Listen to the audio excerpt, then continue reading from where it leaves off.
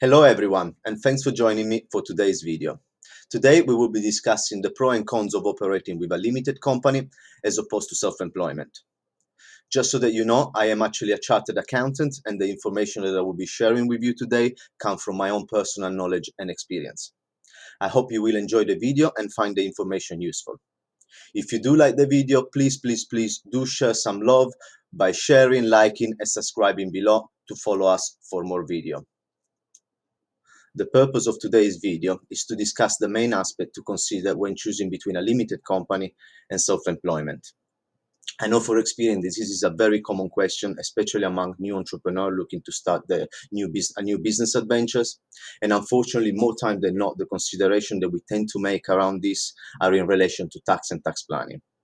Where tax is certainly a very important aspect to consider, is by far not the only aspect. In fact, there are many more aspects to consider, and they generally very much link to the type of activity that we want to start, how we intend to run it, our plans for the future, and our own personal circumstances. So it is very important that we make all the right consideration based on what our circumstances are, the business activity that we want to launch, and our plans for the future.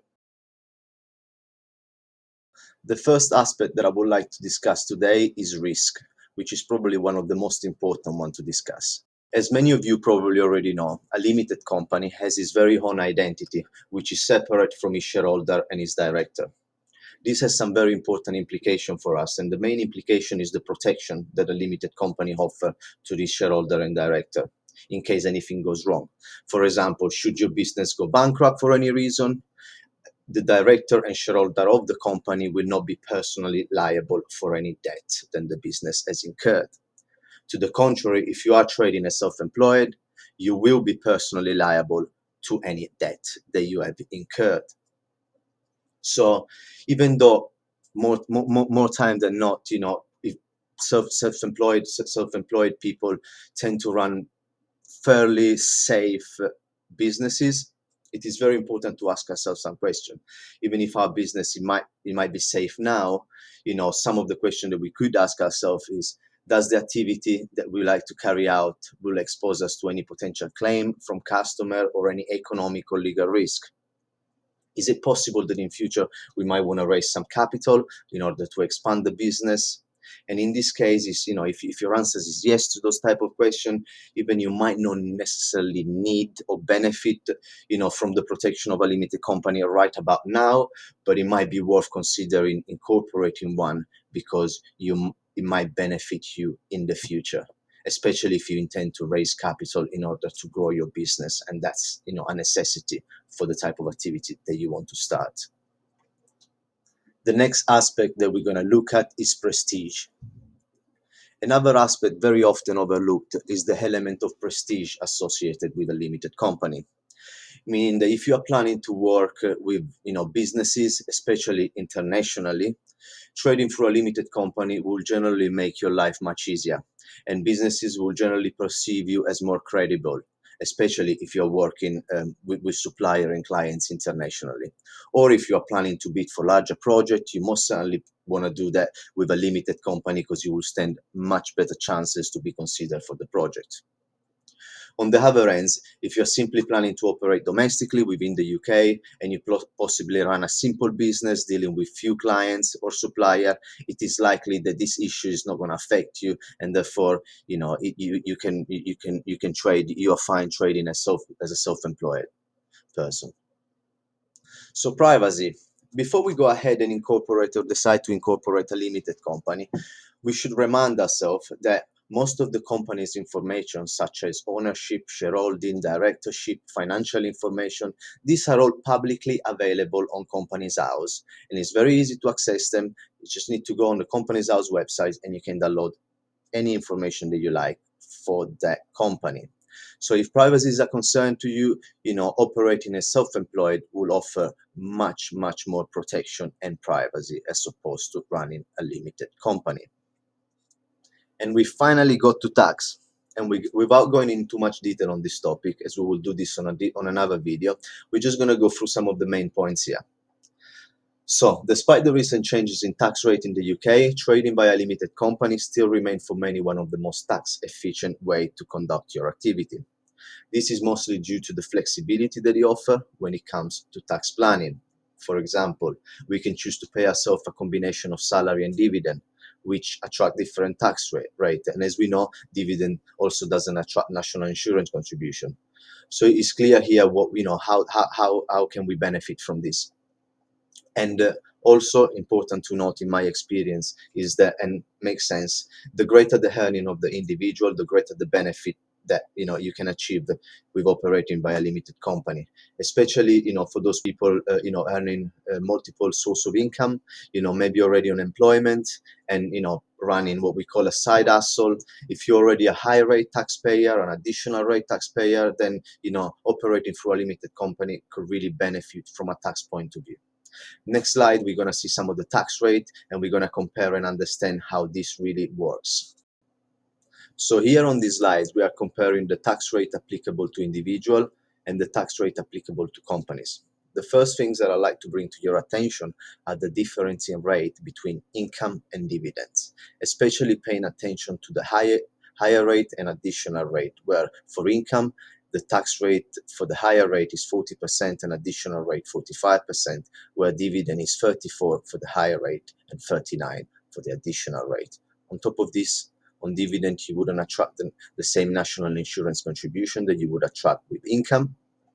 So you can see, going back to my previous slide, how you will benefit running your business through a limited company if you can pay yourself a combination of salary and dividend, making use of the lower rate tax applicable to dividend, as well as both allowance. For dividend, you have £2,000 of allowance, which is, attract zero rate tax. And for income, as you know, you have your personal allowance, which is 12,750 currently. For companies at the moment, the tax rate is 19% for any company making a profit under £50,000, and that goes to increase up to 25% for company making a profit over £250,000. And the rate are correct as at January 2023. So you can see the benefit of running your activity, the tax benefit of running your activity through a limited company. However, in my experience, it's really, really important to pause and really evaluate and trying to quantify this benefit based on our circumstances and compare it to the cost that you would incur in running and opening a limited company.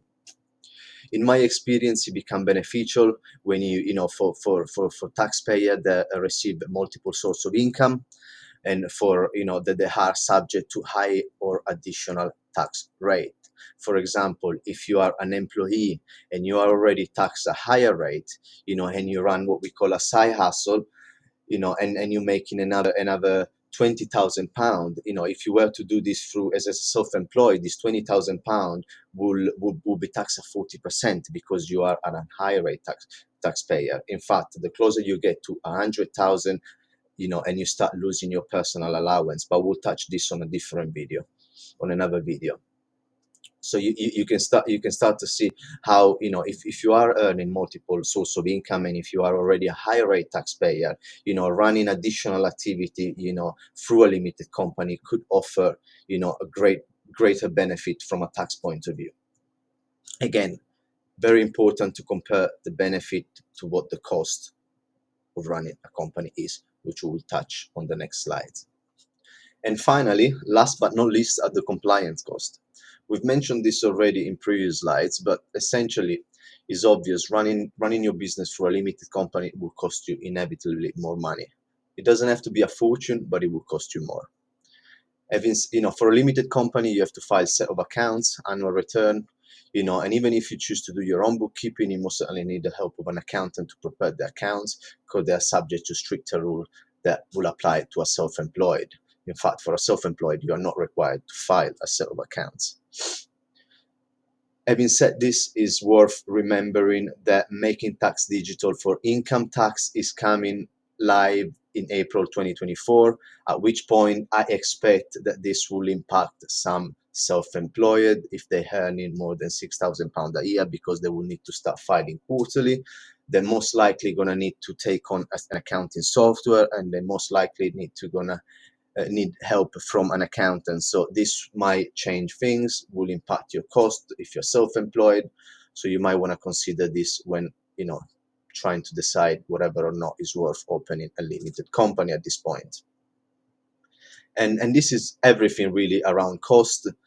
And next, we're just going to look at a summary of what we've just been discussing. So here is our summary.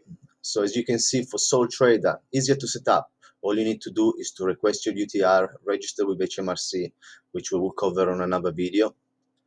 And that will be, it's cheaper to run in most cases. As we said, take into account, the making tax digital. Still cheaper for the time being. It'll probably be cheaper still then, but the cost might increase for self-employed. Greater privacy, as we've said, if you limited company, you got all your information publicly available. Not the case for sole trader, so greater privacy.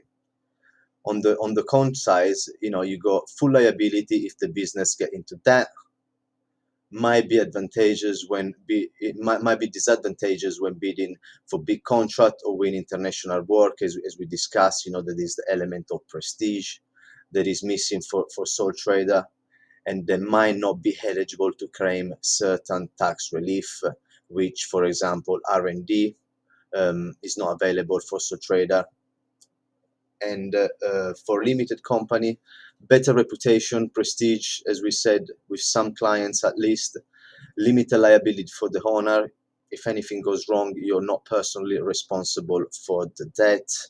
It can be more tax efficient, as we just discussed. The greater the earning, the greater the benefit, but in most cases can be more tax efficient. Greater protection over the name. We haven't mentioned this before, but for company, you are registered with Company House, so you have your name. At the time that you register your name, there's going to be a check done to make sure that somebody else is not already using that name. And if you get the whole clear, that name is registered and it's yours, so you get greater protection over your business name. On the con side, however, for the company, you have more paperwork, leading to more cost, as we're saying on the last point. So all in all, we've covered everything. Is very, very much down to the individual, to your individual circumstances, the business that you want to launch, how you want to launch it, and what your plans are for the future.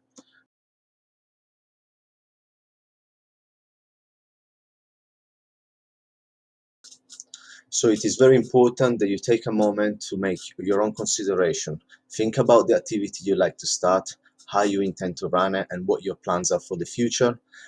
Go through and think about what we discussed in this video, and seek your own independent advice if you need to. If you need to ask us any question, please feel free. Our details are on our page. Feel free to contact us. And this is everything for today. I hope you enjoyed the video. I hope you found it useful. If so, please don't forget to like and subscribe and share it. Thank you very much again, and I'll see you on the next video.